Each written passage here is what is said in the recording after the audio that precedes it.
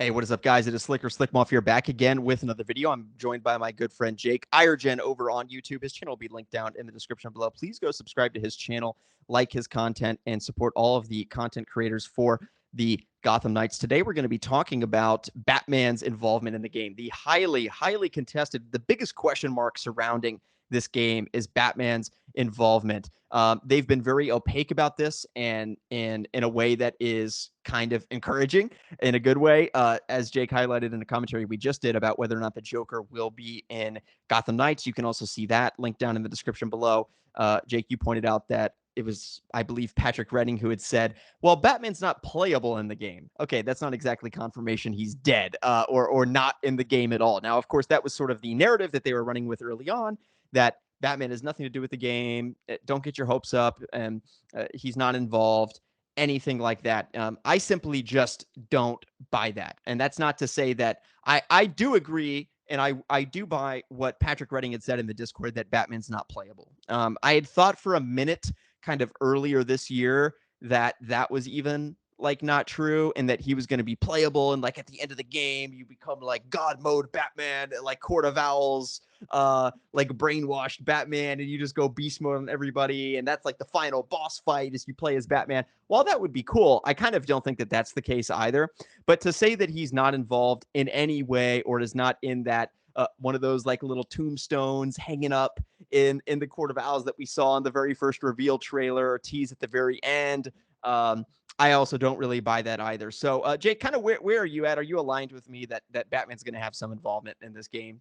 Oh, he's absolutely going to have involvement in the game. And I think that the problem that is being run into is that they are following pretty closely, it seems, the Court of Owls storyline from the comics, where the big point of that story for a bit is that the world thinks Batman is dead, and he obviously comes back. Now, they could be making some big creative choice in this story where they don't bring him back and he truly is dead.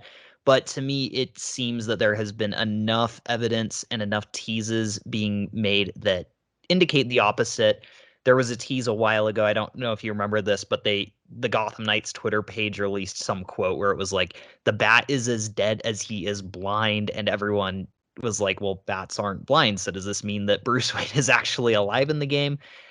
They've hinted that perhaps he is in custody of the Talons and the Court of Owls, as opposed to actually being dead. But I am with you in the sense that he will have a much bigger role in the story than they're saying he will. And if I had to bet money on it, I would say he is not, in fact, dead.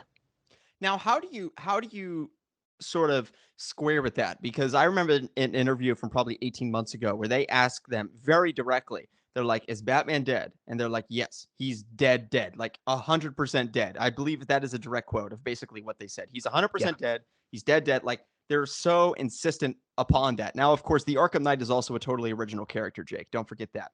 So, Yes. my question is, is it possible that they're actually that the imagination of fans is getting a little bit too riled up, and he really is dead? He's not even a Talon or anything, like, or like, I don't know, are Talons alive? Are they mummies? Like, how do you square this? What are your thoughts? So this is actually coming from someone who, for a bit, was sort of taken aback by the idea of Batman being dead. I think that was a hard pill to swallow as someone who absolutely loves the character. But I actually reached a point where not only was I okay with Batman being dead, I actually was really excited for it. And I was hoping that they wouldn't bring him back. But it does seem, I'm just getting the vibe from the story and from the lack of how much they're showing. I think that Bruce Wayne is going to come back in some capacity in this game by the end of the story, whether that's in the form of a boss fight where he's become a Talon, or whether he has just been being kept in the labyrinth of the Court of Owls. I doubt that he is truly gone. If he is, I would actually be all for that, just because I think it's a very different take than what we've seen before in Batman games on the mythology. But I think that there is potential for him to come back again, potentially as a brainwashed Talon, or perhaps just as good old Bruce Wayne popping in at the last minute. I mean, for all we know, maybe he's like using this to his advantage. We all think the Court of Owls have maybe faked his death to kidnap him, but I honestly wouldn't be surprised if in this story Bruce Wayne has faked his own death in order to investigate the court more closely. So I think that there's just so many potential plot twists here, and in terms of him being dead, as the developers have all said, that their developers, when they're marketing games, always do plays on words and always will sometimes straight up lie to cover twists and secrets of their story.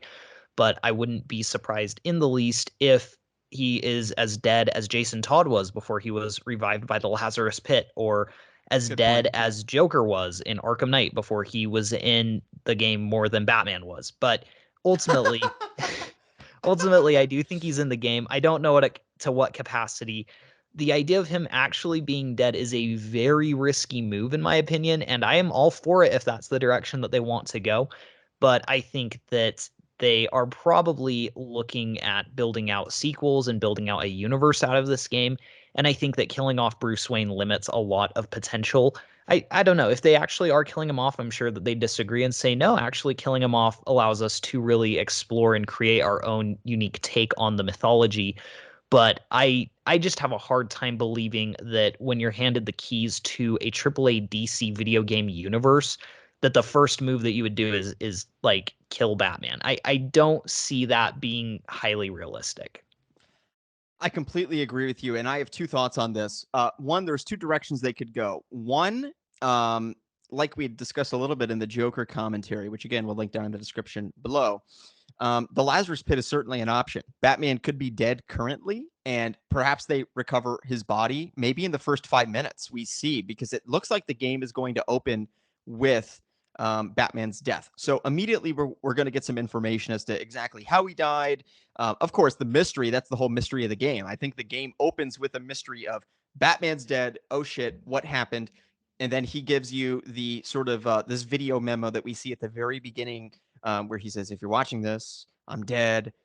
So there's kind of three different ways that this could go, like you sort of highlighted. One is the Lazarus Pit. He actually is dead, like they said. It's not a lie. They were telling the truth. He is dead, 100% dead, but he's brought back to life, right? Via the Lazarus Pit. That's certainly an option. And then he comes back as like God mode Batman, and he's just like has all these superpowers, just like Red Hood does in this game. That's super interesting. And then the dichotomy of, well, does Red Hood actually want to revive Batman in that way? He's been going through it, simply put, with this sort of blessing of having a second chance at life, but also he's sort of cursed with these superpowers that help him in crime fighting, but have sort of really impacted his I guess mental health, for lack of a better word, and his psyche, and has taken a toll on his body. And we see that really in the first act of this game, or so we've been told by the developer. So that's certainly an option, and that gives them a way, like you said, where they're not lying. He is dead, and then he is undead via the Lazarus Pit. One of the four Bat Family characters has gone down that path. I don't see why it's that unfeasible for Batman to go down that route.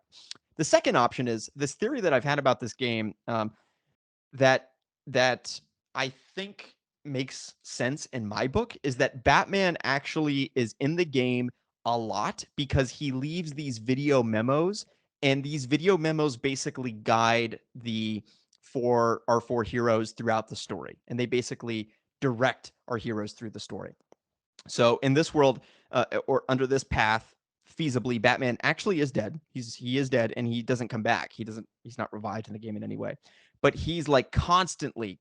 He filmed hundreds of these little video memos, little Easter eggs to give to the Bat family without being explicit, but still communicating to them in this way. And maybe he created this sort of video log, and basically every part of the story is guided by Batman doing these kind of like Skype teleconferences, ex post facto, after he's already dead, but he had filmed them before he died. So that could be one way in which Batman is like, he's heavily involved. Every single twist and turn of the story is influenced by him in these video memos, but he is actually dead. The third option is obviously that he's not really dead at all. He's not even revived through the Lazarus Pit. He's perhaps a Talon. He's brainwashed. He's kidnapped. That sort of thing. I also think that would be very feasible. But either way, one thing that I think that the reason they're being so opaque about the story is because I do think that the story or the mechanics of the plot revolve heavily around the character of Batman.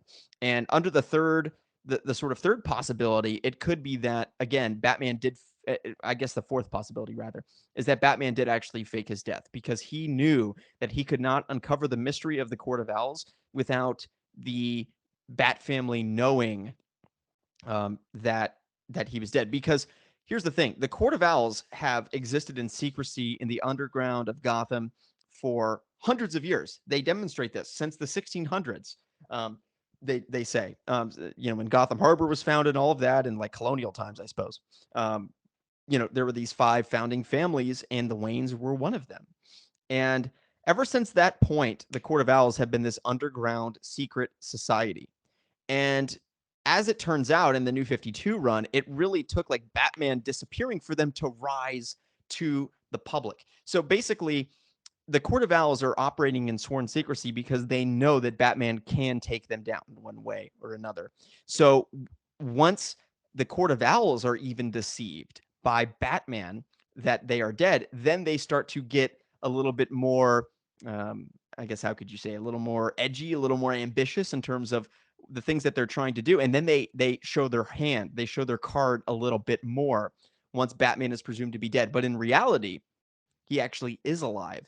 And the Bat family had to believe, Robin, Nightwing, Batgirl, etc., actually had to believe that Batman was dead. So he had to fool everybody, not just the Court of Owls, but also the Bat family, because for whatever reason, of course, that's just a theory, and that might not be the case. But either way, I just laid out 4 different ways where Batman is heavily, heavily involved in the story, and 3 out of the 4 of them, he's still alive. The second option, with these sort of video like Skype messages that are guiding the character through the story, that actually seems to be the least likely for me. I think that him being dead or being a kidnapped talent, or what I just mentioned, is all of that is more likely than him just being there via Skype. What say you about some of those things? So some of those theories.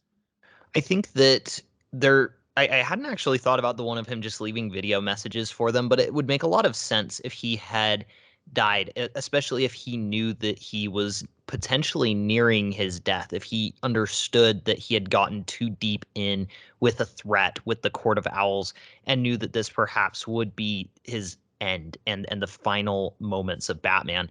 Maybe he does leave clues and breadcrumbs and let the Bat family sort of follow his tracks, so to speak, except tell them what to watch out for.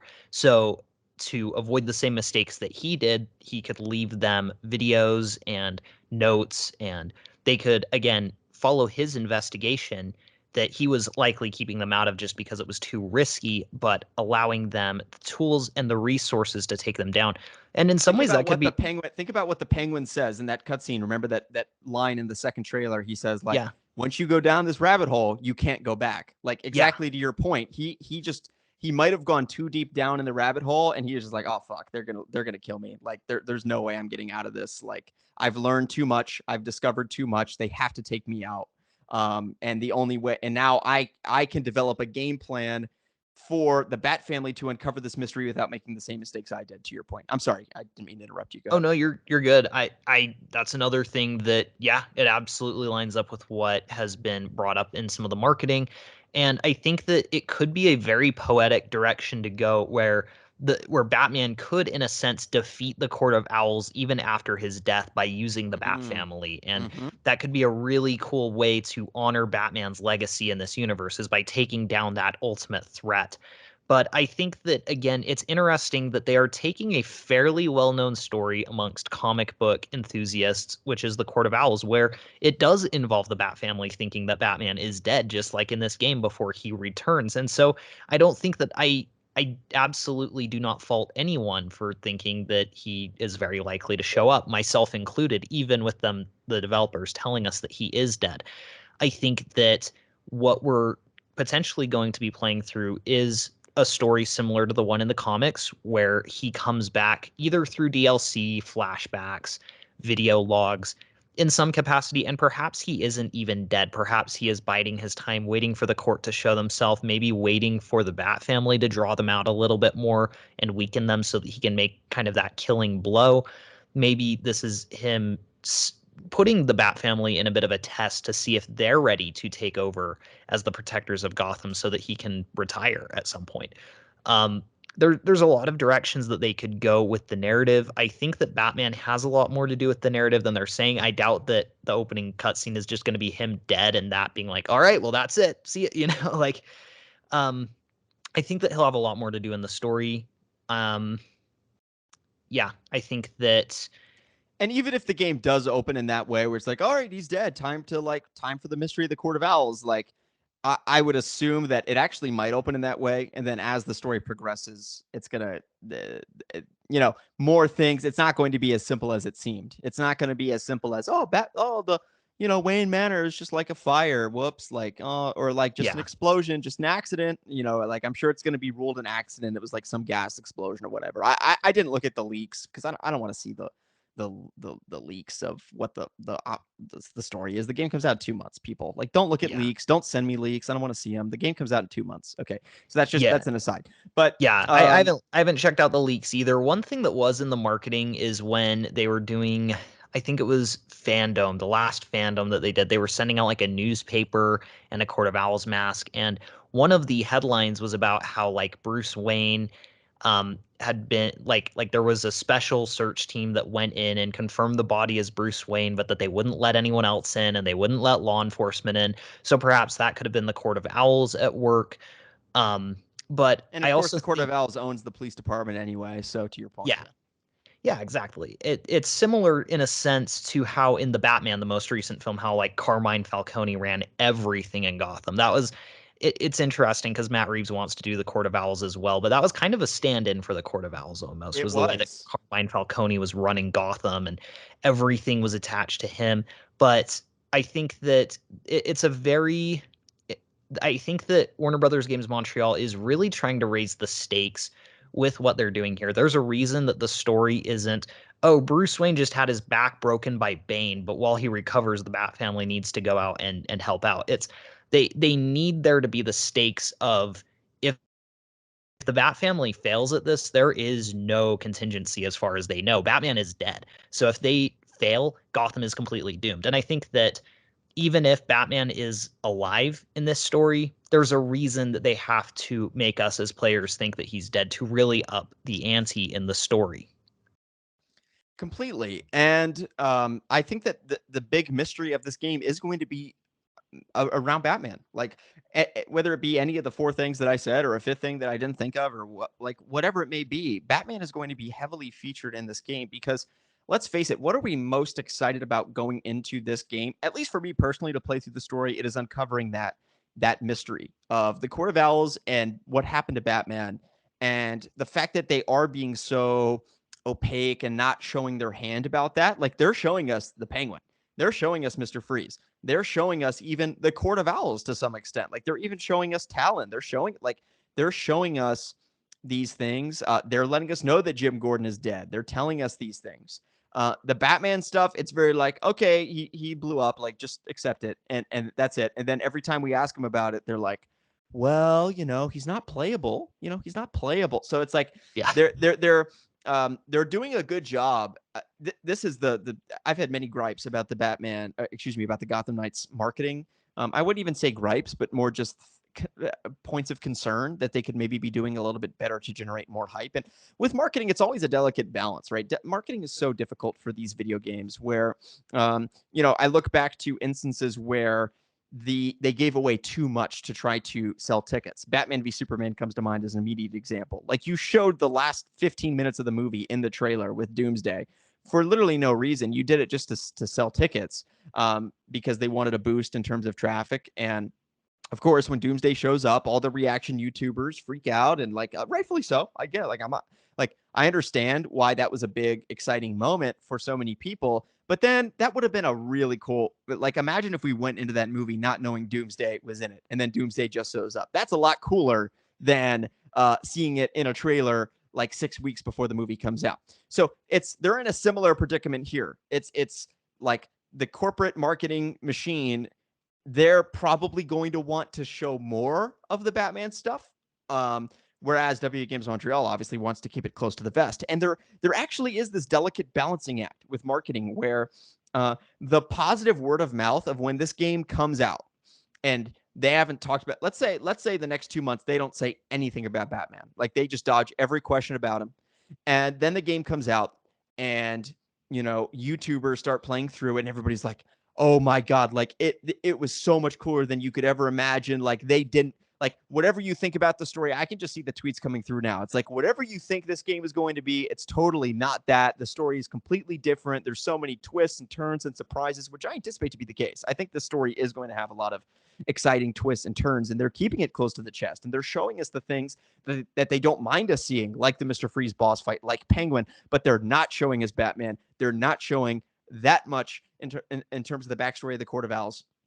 They are willing to show us Nightwing and Batgirl bantering while lifting weights in the Belfry, but they're not going to show us the actual plot of the story. That's a good sign in many ways. And there is that delicate balancing act in the marketing wherein, by actually revealing it or teasing it, yes, in the upcoming 2 months, let's say that they drop a trailer tomorrow and it's like the Batman trailer or whatever. And it's like, and they start to like tease some of these dynamics. So they start to show more of the video memos and they start to show and unravel more of the mystery around Batman and the Court of Owls and give us a hint in terms of the direction it'll go. That could generate positive sales. But I also see a world wherein they keep it totally on the hush. The game comes out and the positive buzz and hype on Twitter can actually cause people to sell to purchase the game that way. And so sometimes less is more, sometimes more is less. I don't have all the answers. That's a very delicate balancing act, and it's something that they've thought through. I'm sure of it. I know for a fact they've thought through very thoroughly in terms of their marketing department, in terms of all of these things. I do start to. I'm starting to wonder if in the next 2 months, just to inject some enthusiasm, like just showing Batman, and it would just be like a spike of adrenaline, just like right into the veins of this game from a marketing perspective. We all know that to be the case. It's like it's so obvious. It's such low hanging fruit that they could do to show a little bit more of that plot line and story in terms of the secret backstory or whatever happened to Batman. But part of me kind of hopes that they don't go down that route. But I don't know. What do you think about that sort of delicate balancing act, and how do you think they're walking that line currently? Do you think they're doing a good job of walking the line between secrecy and marketing, or do you think that they need to reveal a little bit more in the next 2 months? I think that what's tricky is that because this isn't a sequel to the Batman Arkham series, I think that it is tricky to market this game as it is because Batman is not the lead character. And I think that if this were a sequel, if this was Arkham Knight Part 2, where it takes place right after the Nightfall Protocol, I think that you would have a lot more traffic in terms of investment from players and from people who are anticipating this game.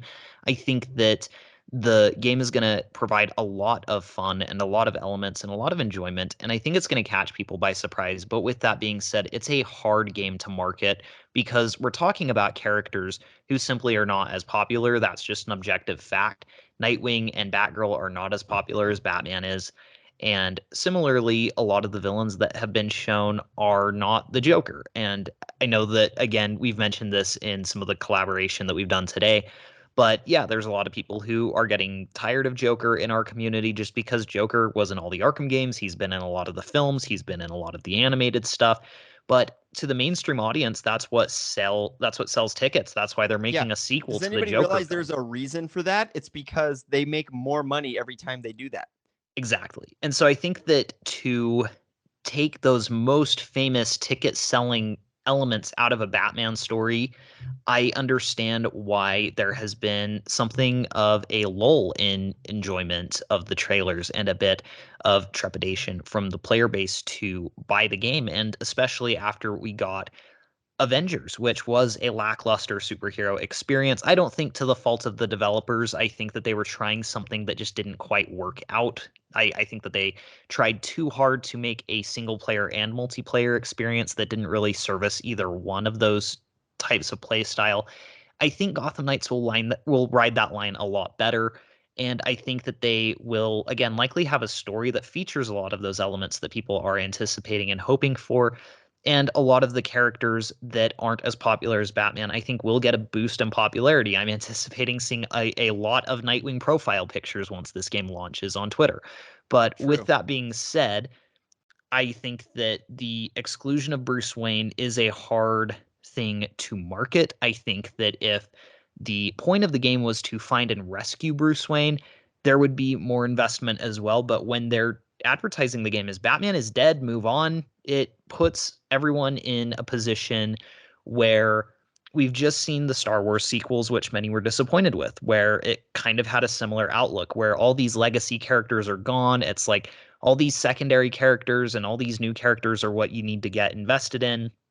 But I would argue that looking back at something like Batman Beyond, that also did something fairly similar, but people really seemed to enjoy that take on the Batman mythology. So I feel that they are doing about as good as they can considering the circumstances of this game. With that being said, I feel that their priorities are perhaps a bit backwards. I'm not a marketing expert. I have not gone to college for marketing. I have gone to college for film, and I, to some degree, understand what audiences are looking for when I'm making something. And in terms of Gotham Knights, there has been a lot that I think that they've done right. I really enjoyed seeing that deep dive of the city.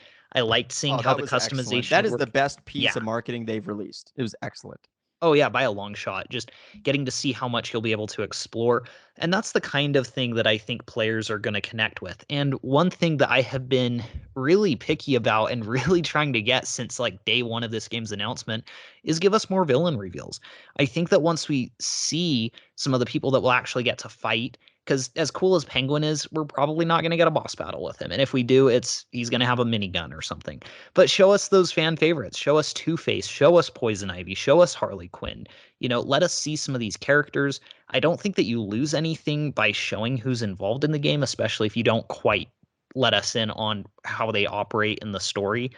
But I'd love to see some of those villains, and I'd love to see more like we saw with that 15-minute Batgirl gameplay. I'd love to see, another 15 minutes, maybe a little bit later in the story with another villain quest. I really would like to know how those villain quests work or how the story structure works, because they've said it's not very linear. So I'd love to see some of those elements that they keep telling us about but not showing. And instead they show things that are cool but not really what I'd prioritize watching as a viewer. Like they keep showing us some of the alternate skins that you can wear, and that's fine and good, but that's not why I'm playing the game. I'm playing it for the story. Me too. I think that again, I keep saying it, but I think that they're just in a tricky spot where there's clearly things that they don't want to show us and clearly things they don't want us to know.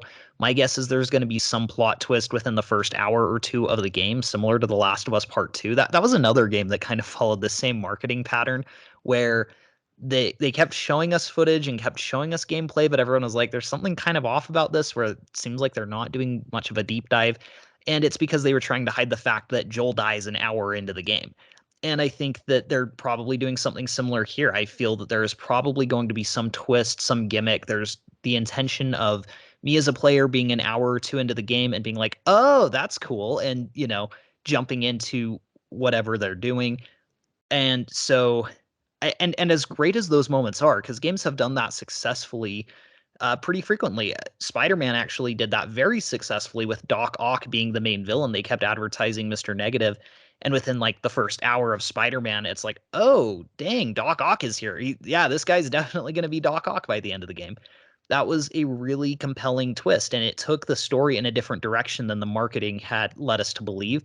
But I think that the other shoe that drops when you make a game like that is that as cool as that is when you're playing it, it's really only exciting the first time you play it because then you know what's coming and it makes it much harder to market. Uh, Spider-Man again, Doc Ock, I'd argue, really was the only A-list villain in that game. And so then the marketing has Rhino and Scorpion and Mr. Negative, which, they're all great villains. But then fans are sitting there like, where's Green Goblin? Where's Venom? Where's Doc Ock? And Doc Ock was in the game just being saved for. And so I think it's definitely a balancing act in terms of what you show to get people excited versus what you save so that you can surprise everybody when they play your game. Yeah, and of course, what we're talking about right now.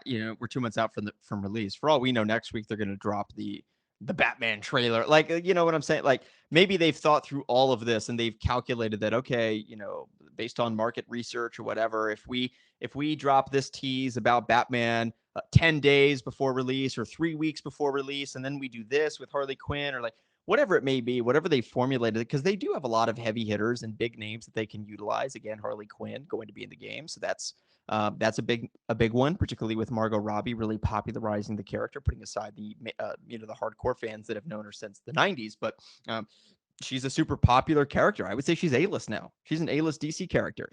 She's in the game, presumably. Then, of course, Batman. We know that he's at least in the game. At least he's in the Skype memo. Like we saw that in the opening trailer. Like he at least has some involvement. And of course, there are many other villains. The only villains we've seen are Mr. Freeze and the Penguin. Of course, there are going to be more villains than that. There's going to be more side missions. There's going to be that sort of thing. So obviously, Hush is being pretty seriously teased at this point with the Elliott Center and all those sort of things. So there's really a lot of things happening here in the game, and it's a delicate balancing act for them, and they have 2 months to really play with how much they reveal, how much they don't reveal.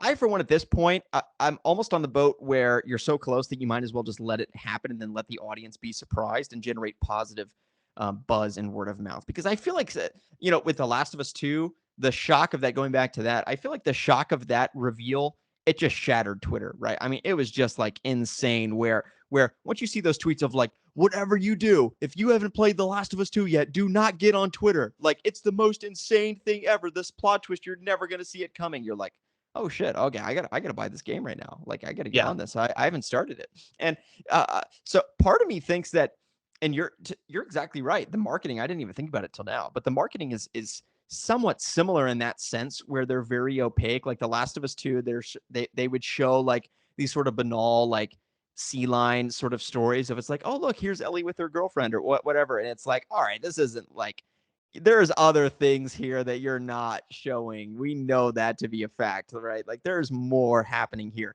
And I'm getting the same vibe. I completely agree with you. I'm getting the same vibes from this game. It's like, oh, Red Hood. Like, I see that scene with Red Hood and the Penguin just like hanging out in a room together. Like, Penguin, you're not a villain in this game. Like that, you're just like a C-list character.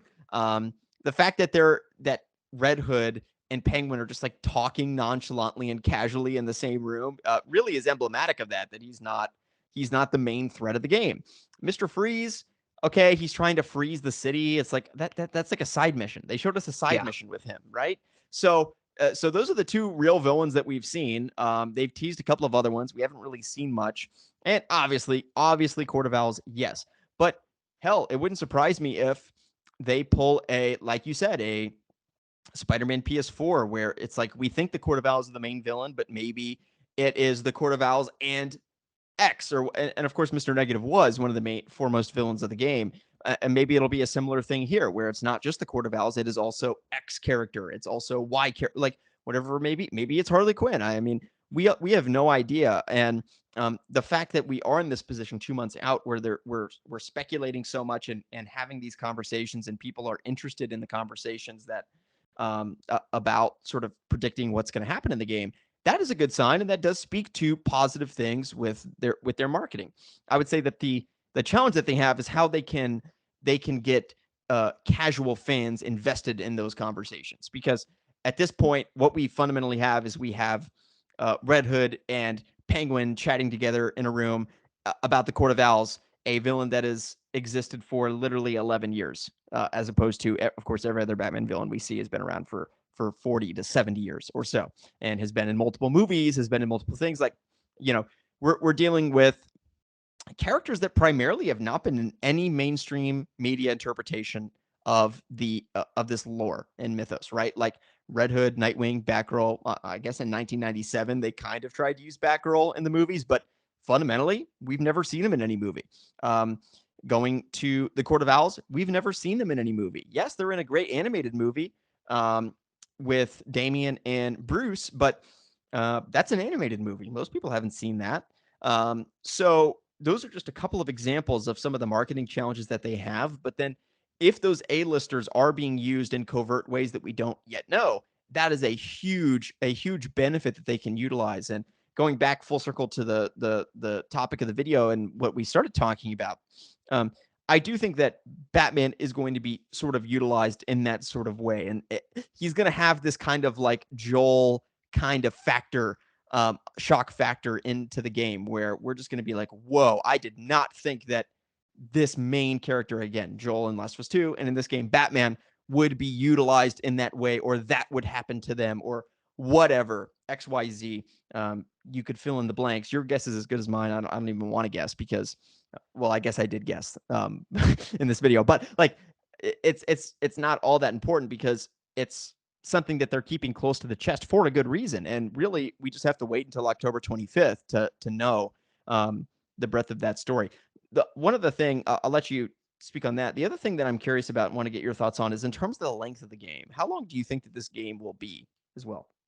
Yeah, that's a great question. Patrick Redding has actually addressed this to a degree because, again, they did so many interviews back in like 2020 when we all thought the game was going to launch early 2021. And they kept like doing all these press tours for it, press releases for the game, and interviews for it, which was really indicative of a fairly imminent release. But clearly, I think that there must have been something to do with the current generation PS4s and Series X's that just wasn't working. And my guess is that was a big factor into why the game got delayed so long. And now they're just not even going to release them on those consoles.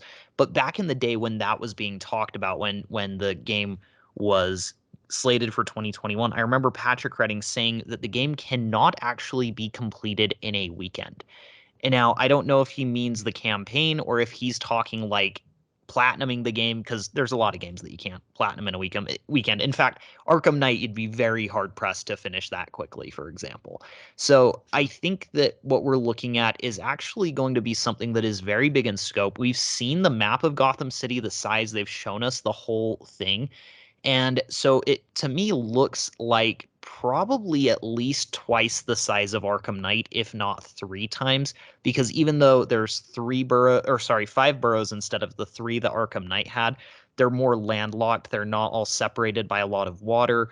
So I think that the city is going to feel significantly bigger.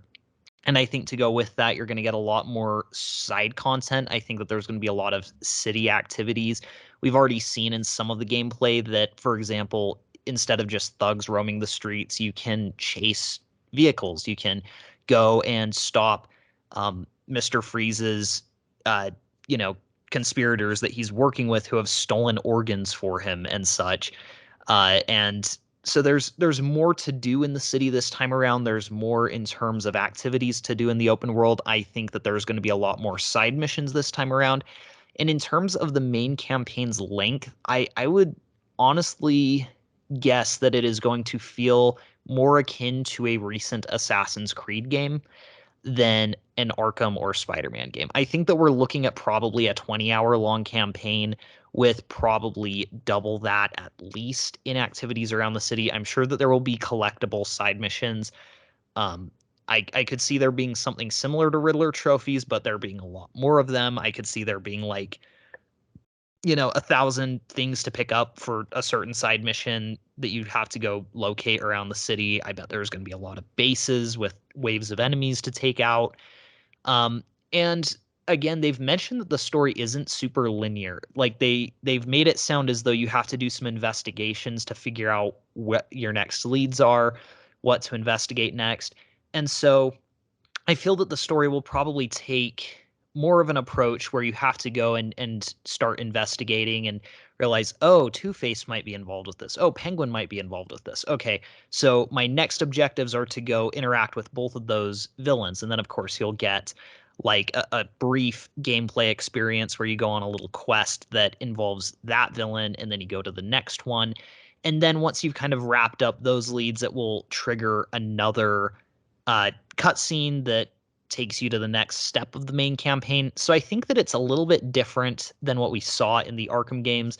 It would be like if in Arkham Origins, when they show you the 8 assassins at the beginning of the game, they told you as the player, all right, now go take them out in whatever order you want, and then the main campaign progresses that way. But I do anticipate something that is going to take roughly, this is a pretty big gap, but roughly between 20 to 60 hours to complete. I would not be surprised if there are comparisons to the length of Red Dead 2 or Assassin's Creed Origins. It might be a bit shorter than those games just because those are absolutely massive, but I think that it will be more akin to that than the traditional 6 hour to 12-hour long Arkham campaign with roughly 20 to 40 hours of side content. I think it's going to be about double or triple that.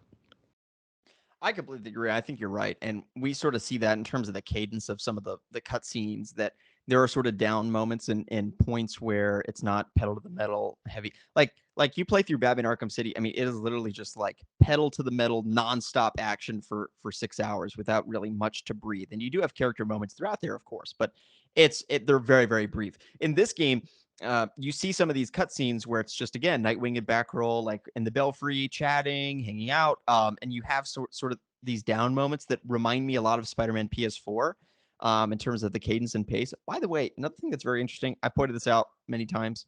Uh, the gameplay of this game looks much more similar to Spider-Man PS4 than Batman Arkham, and I think that the story structure is going to resemble it a little bit more too. Like from what I'm seeing in terms of the cutscenes, it gives me like Feast, Aunt May, Peter Parker vibes, like just hanging out at Feast, talking and like having these character moments and um, having character development, those sort of things. I'm seeing a lot of that. I think that the game will probably be between 15 to 20 hours in length at a minimum to play through the main story, and especially because they're leading so heavily into the side missions and kind of like the open world RPG stuff. They do have like a traditional kind of level up system wherein you can have skill trees, and obviously if you complete side missions, it helps with the skill trees. And part of me is kind of thinking that what Jeff Elnor said is that if you complete the entire story, you still will not have the whole skill tree unlocked for one character.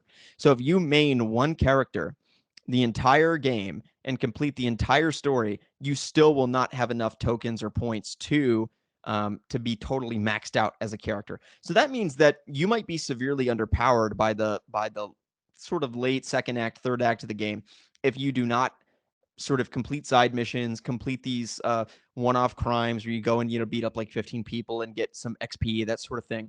And that would indicate to me as well that there are a myriad of side missions, little challenges, other things like that would indicate that this game is going to be pretty lengthy, and of course that amount of time is probably needed to provide the amount of exposition needed for this universe, and also um, discuss the mystery of Batman and the Court of Owls, which there's obviously a lot to uncover there and a lot to explain, given that this is the first installment into this franchise. We are starting, even though this is 20 years into Batman's career, he's dead, and all these sort of things. This is for us. This is chapter one, page one, chapter one. So they have some explaining to do and some context to provide that I think is going to take some time to develop, which is great for players. That means you're getting bang for your buck.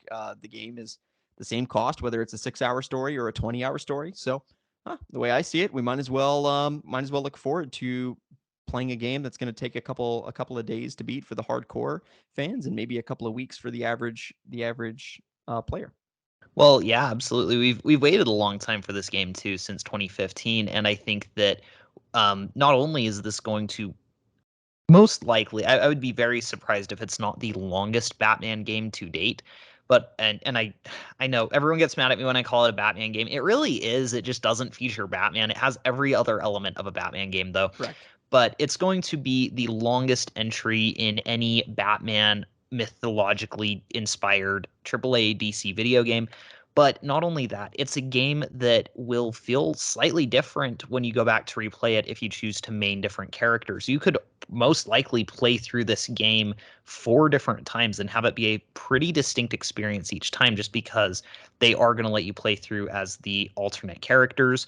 I'd imagine that their lines are different when you go through the cutscenes. And I think that going back to the topic of the video, getting to see each of their reactions to Bruce Wayne either being dead, or coming back in some capacity will be worth the experience, or at least checking out the YouTube versions of the different characters and seeing how the different characters react to either his resurrection at some point in the story or his that finality of his death. I know that in one of the in that 15-minute gameplay demo for Batgirl, Robin makes a statement about how Batman went missing. He's either having a hard time accepting the fact that Batman's dead, or perhaps they are not yet ruling out the possibility that he's alive, and that comes later that they realize, nope, he's gone. And so I think that ultimately that is going to be a huge selling point of the story, is whether or not Batman is actually dead and how each character will reconcile that. Absolutely. Hey guys, I really appreciate everybody for tuning in. Jake, thank you so much for joining me. Everyone, go subscribe to Irogen on YouTube. His link will be down in the description below. Go subscribe to his channel. Turn on the notification bell.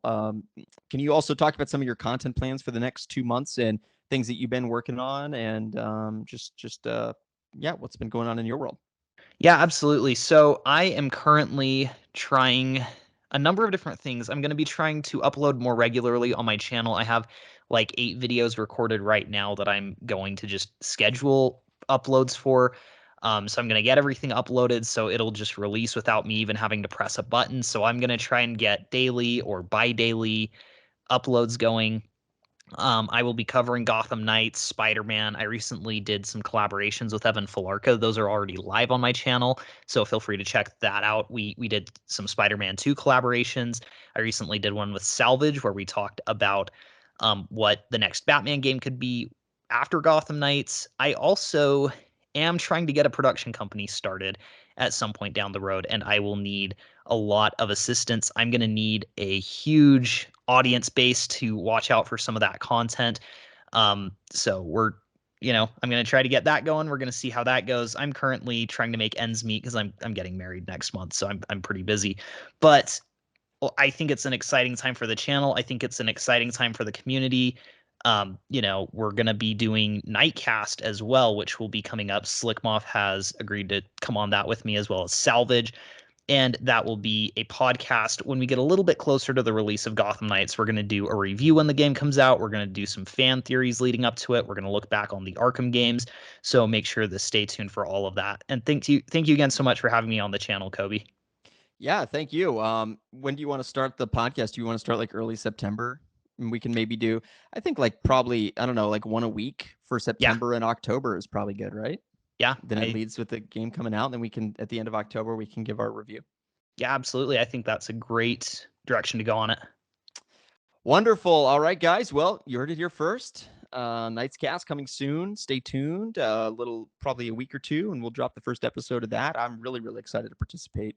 And yeah, I think it's going to be a lot of fun. I'm feeling um, the hype around the community building and growing, and I think that based upon all the things that we talked about in this video, even if only a fraction of these things happen, whether it be secret reveals, character reveals, plot line twists, they have some stuff up their sleeve, and I'm really excited to see how the community responds and engages with it. And it's really fun to be at this point. I remember like I started doing YouTube in terms of Gotham, or excuse me, in terms of Batman videos. Actually, after Arkham Knight came out, I wasn't a part of the like build up to Batman Arkham Knight content. This is the first time I've ever been a YouTuber for a Batman game that is it hasn't come out yet, and it's 2020 and 2021 it was a little frustrating, but now it's fun, and now there's Yeah. plenty to talk about. So yeah, thank you guys so much for tuning in. Check out Jake's channel down in the description below. I'll be sure to link it, and go turn on notifications for his channel so you're up to date on our Nightcast uploads and all the other videos that we'll be doing over the next 2 months. Also, be sure to follow the Gotham Knights on Twitter, our fan community for the Gotham Knights game. Be sure to like the video, subscribe to this channel, and ring the notification bell. My name is Slcmof, and I'll see you guys in the next video. Peace out.